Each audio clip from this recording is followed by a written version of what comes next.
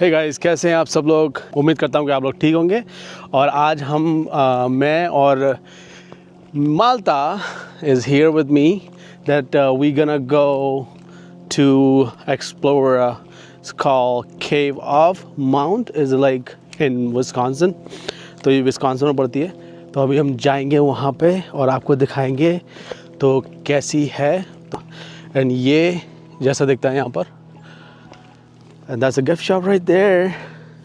We'll show you when we goes in the cave, and we're waiting. We have, I think, 15 minutes to wait for it because we have a tour guide who gonna take us with him. Then we will go there.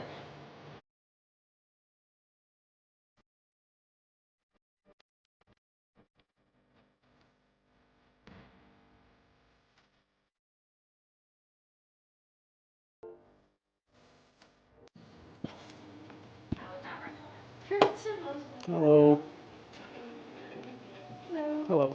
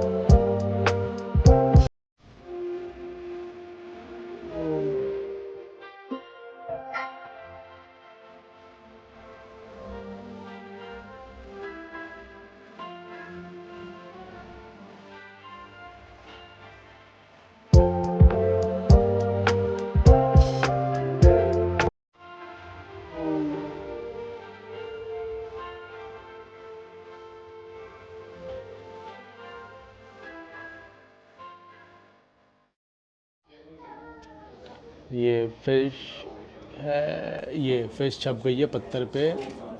तो वो $400 का पत्थर है ये। और ये सारे पत्थर ऐसे हैं। मच्छियाँ जो होती हैं मर जाती हैं, पत्थरों के नीचे छप जाती हैं। छपे हुए मच्छियों के प्रिंट पत्थरों पे हैं, वो यहाँ पे बिक रहे हैं। और जैसे यहाँ पर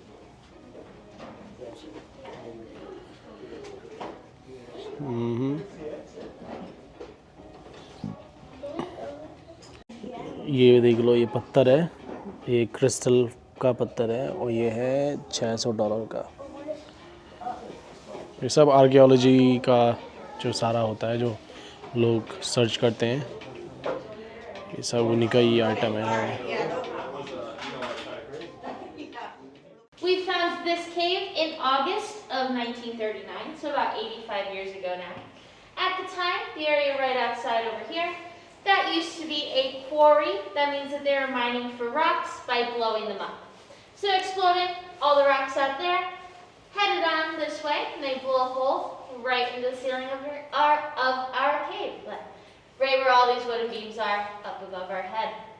Now, none of those workers were really expecting to find a cave, so they were super shocked to find this one right here.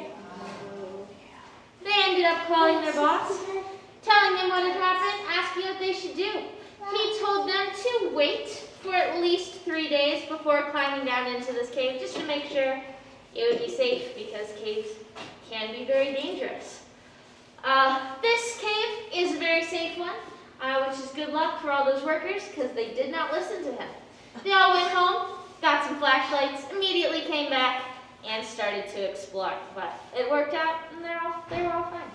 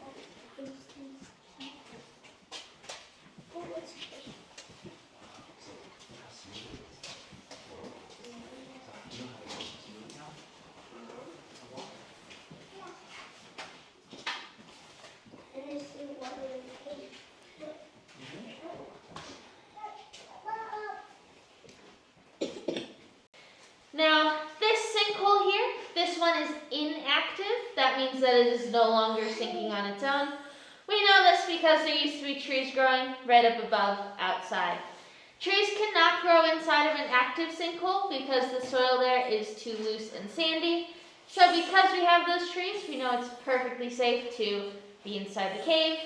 I mean, we wouldn't let you in here otherwise, but you can also walk over that sinkhole. You could drive an 18-wheeler over it. Honestly, you could do basically whatever you want, except our original plan of digging it out from below. So they just had to stop that and leave it as it is today.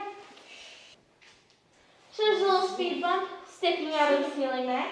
The tip of that cone is right there. Goes down and it's about right there. So that is our 6-foot long or 2-meter.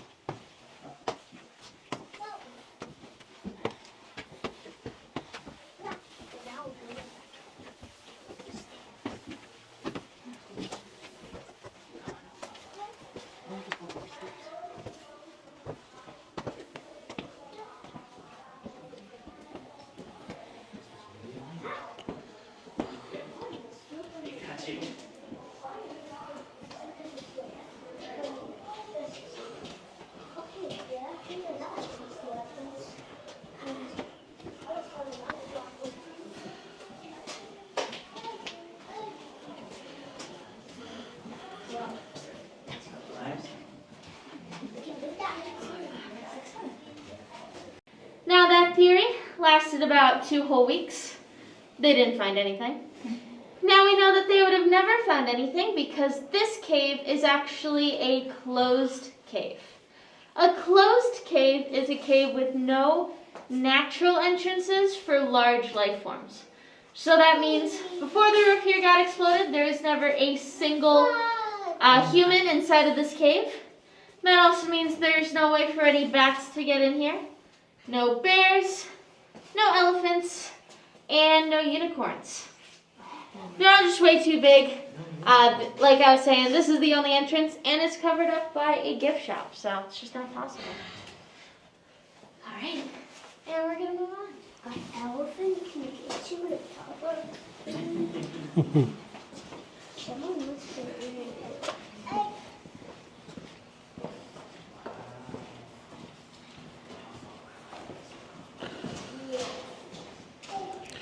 Got our second Shark Week bowl over here for your little daddy.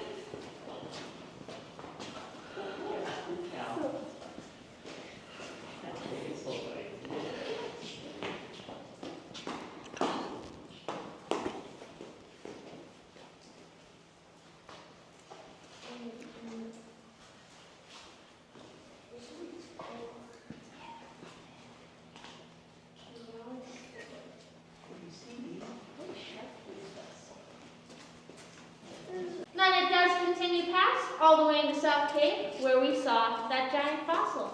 However, if you follow the exact same fissure back the opposite way, it actually ends in this room right here and not at the end of our cave. And that's because here it actually meets up with a second fissure.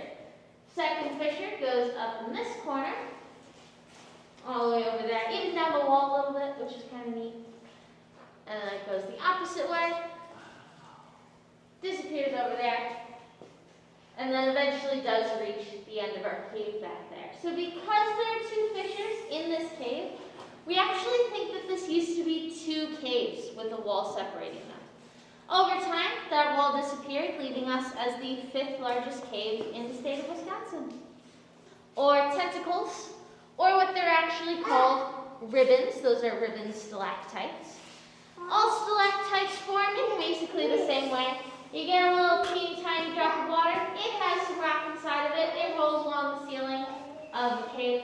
Eventually, the water falls down, but the rock will freeze up on the ceiling forever, basically.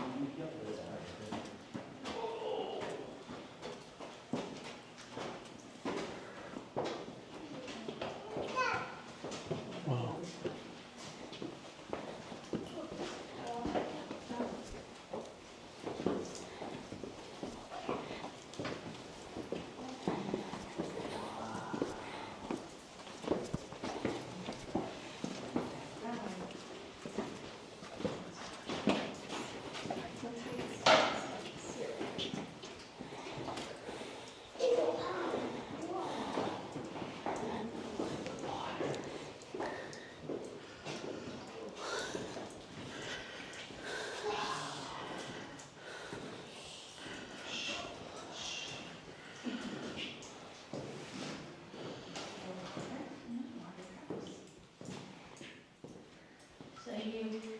You may have noticed our beautiful painted waterfall. That's that flowstone formation right next to our stairs there.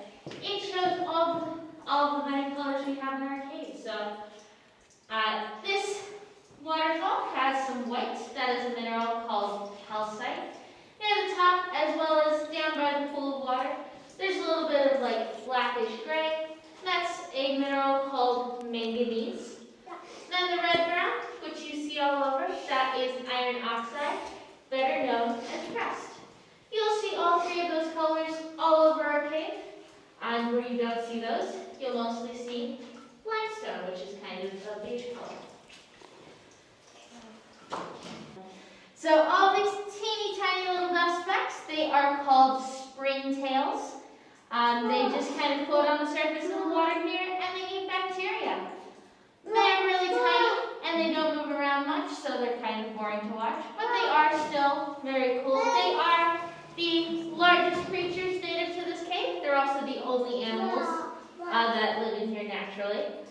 And because they live in a cave, and a cave's natural state is total 100% darkness, they actually don't have eyes. Because once it gets that dark, it doesn't really matter if you have eyes or not, you won't be able to see anything. This room right here, we call this our cathedral room. It's named that for a few reasons. Number one, you look straight up into the ceiling here.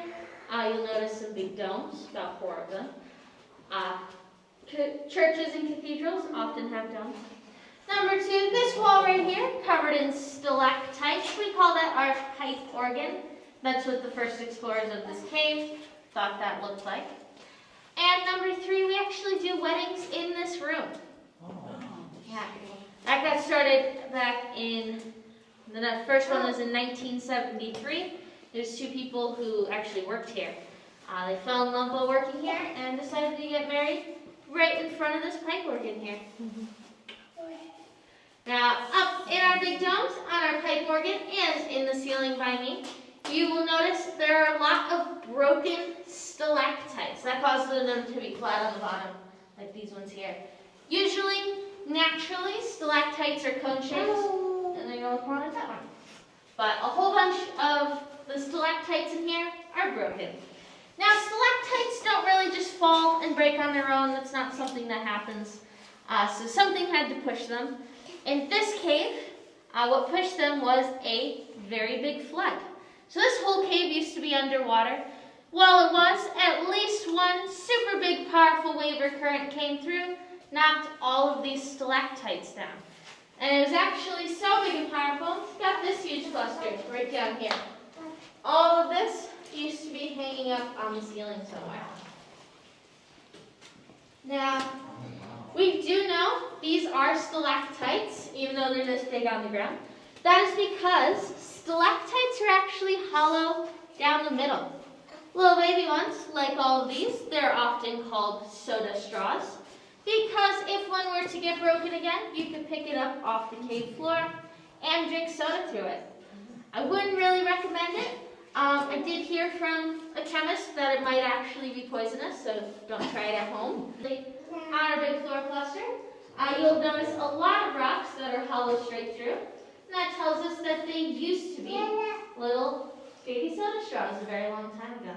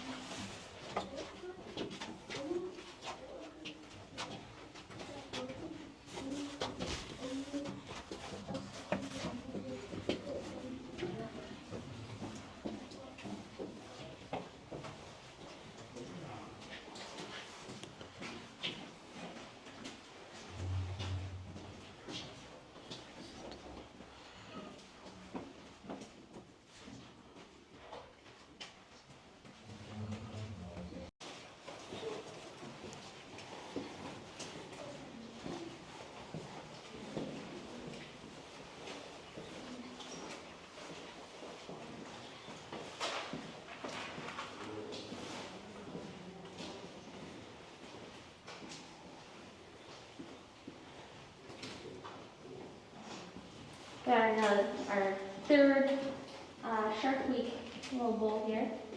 These are mixed teeth and gray whites. So they might actually be like stingray teeth. Oh. Yeah.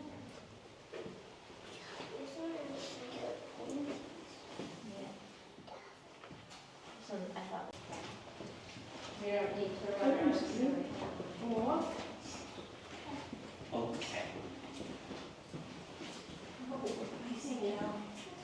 More water?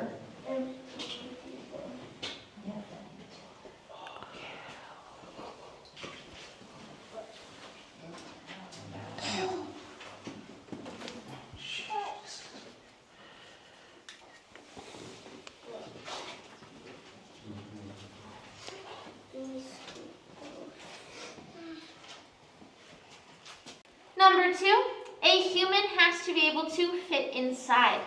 Very clearly, a baby could fit in here, so check.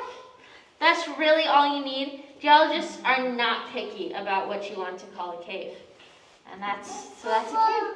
And then the reason this is a different cave, this does not connect in any natural way to Cave of the Mountains over there. This opening was made by humans, and there are no other openings to this cave. In, say, like a million years, the back could open up to touch Cave of the Mountains, and it would stop being its own cave. But that won't happen for a very long time, if ever. So we're good for now. All right, I do have a little bit of a demonstration. It does involve turning the lights off. Is anyone here afraid of the dark at all? You gonna be good? I think you're Okay. gonna skip it with me. We're good. We're good. We're all good? Okay. Gonna get dark for just a second. Lights are gonna go off in 3, 2, 1. And the wall's glowing green. This is a chemical reaction. It is called fluorescence. We have some black lights or ultraviolet lights up in the ceiling. They're shining on the wall here. The electrons inside of this rock are getting energized like a battery, and it causes all of this rock to actually produce its very own light. Now, this light is not very bright. The black lights themselves are way brighter. However, we can actually still see this wall glowing for about 3 seconds after I turn the light.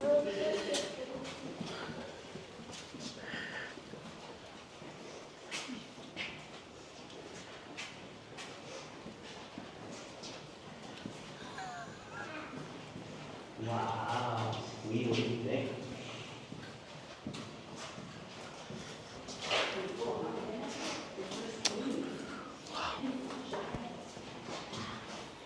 Where's the biggest cave in Wisconsin? It's near Eau Claire, Wisconsin. It's not really in Eau Claire, but Oh, close sure. enough. Yeah, it's called Crystal Cave.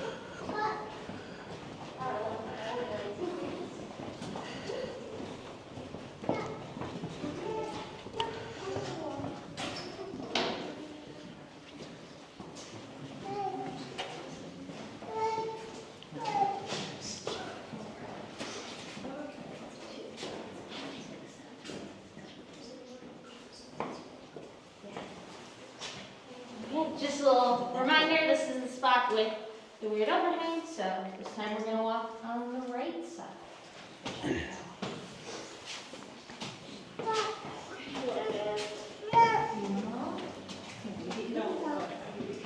we're gonna go back down.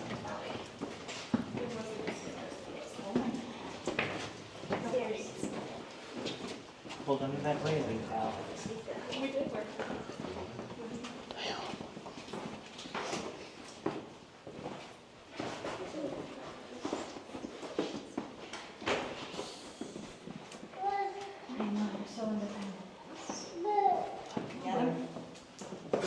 One. No, I'm gonna carry you. Come on.